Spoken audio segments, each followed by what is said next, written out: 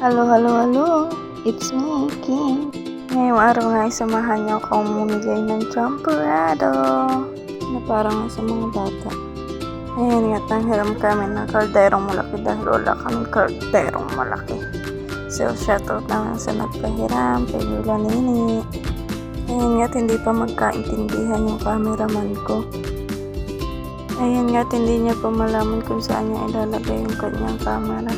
Kaya kung mapapansin ninyo, kung saan na lang nabalik ko yung camera.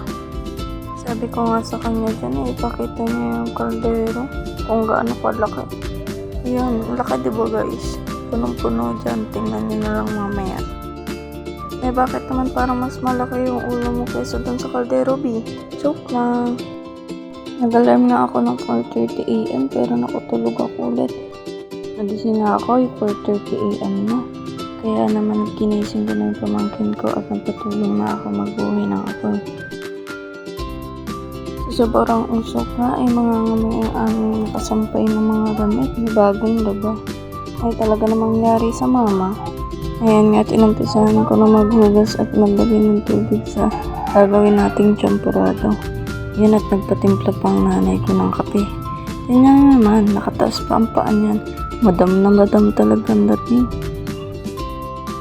Madam na madam ang dating mo, pero mamaya ikaw ang magluluto. Yan at nilapitan ko siya. May pa-post pa siya nalalaman. Kala niya siguro nagpipicture ako. Video to ma, huwag kang piling. Lumapit ako sa kanya para sabihin, akala ko ba ikaw ang magluluto? Bakit nakahiga ka dyan? Ayan at nakasalang na ngayon gagawin natin champurado na ipamimigay mamaya sa mga bata. At sa mga nagtatanong kung bakit ko ito ginawa, ay para po makatulong kapag pasaya ko sa mga bata kahit sa maliit na paraan. Pero syempre bago natin gawin to, nagpaalam muna ako sa parents ko. And thanks kahit pumayag sila. Sinuportahan nila ako sa gagawin ko. Iniisip ko pa dyan kung magiging successful ba to. Kasi this is the first time na gawin ko to. This video is not to brag but to inspire.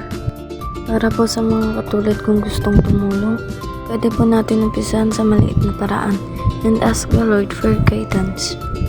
Balik tayo sa eksena. Sabi nga dyan ni mama, kape gatas na kayo. Ano ba talaga ma? Ayun na, tinapantalan ni mama ng mini fan. Dahil anong oras na daw hindi pa kumukulo. Chill ka lang muna dyan ma. Ayun na, todo reklamo pa nga siya dyan. Bakit daw siya na ang nagluto? Ay hala, pag ako ang nagluto niyan ay hindi na magkakaintindihan ng kakain yan. Charis. Ayan at pinatikman sa akin ni mama. Ayan lang din kasi yung ambag ko tumikim ng luto niya. Siyempre tikman muna natin ang pagkainit niya. Ayan at medyo matabang pa nga yung pagkakaluto niya kaya nagad na kami ng sugar. Tapos nalutoin ni mama kaya pinabasuhan namin at pag sinulo mo yun ay hindi mo talaga akayanin. Nilagay na nga namin sa labas para pagdating ng mga bata ay ready na. Sinabihan ko yung mga pinsan ko na akitin yung mga friends nila. Tingnan nyo naman at punong-puno yan sa malaking caldero. Pero tingnan nyo lang mamaya. At tumating na nga dyan yung tita ko. Isa din yan sa mga support system ko. Thankful ako kasi tumutulong yan kahit walang kapalit. Next naman. O diba saktong-saktong ating mainit na champurado sa maulang umaga. Ayan nga, tutay-utay nang nagsidatingan ng mga bata. Ako ma! Anong dadalat baka matapunan ka? Ito ba? Anak ni Kiray! Kiray! Ay naku! Pa!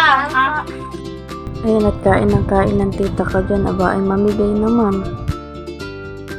Ito talaga ang first customer ko sa lahat. Unang-una yan. Kain ng kain. Abay busog na yan. Tita, ang tingin! Kamusta ang... Oh? Uy, nasarapan! Ay! Parang nakatingin ka naman kay Luluot Parang gusto mo magpadampot kay Papalo. Ayan nga at may lumaan kaya binigyan na rin namin. Aba ay siguro hindi na rin nakatiis sa gutom kaya nangingi na rin ang pinsan ko. Babam! Babam! Meron pa doon naman. Ayun, doon na?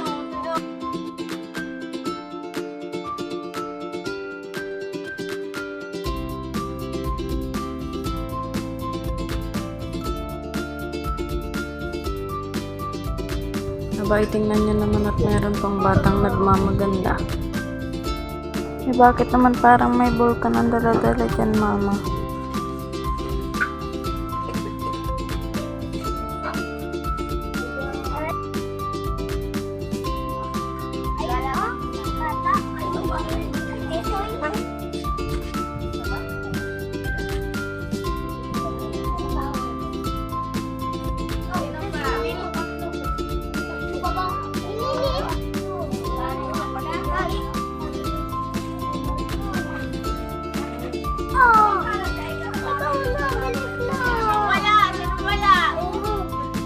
Ako po! Ako, wala ako. Wala kayo.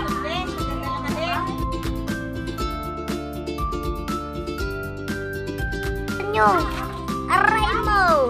Aray ko.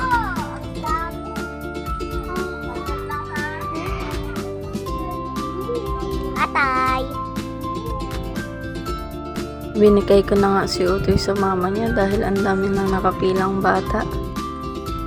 Wala, ma'am.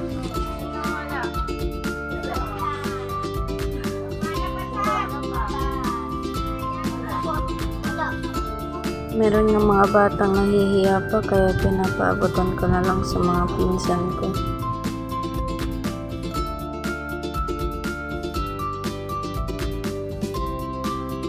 Abay, may dala na naman pinggan si mama. Ito, nakatulog ka.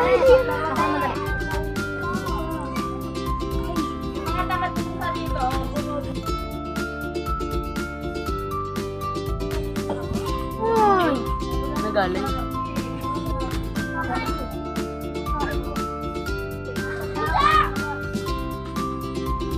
Pagkatapos mo, diba?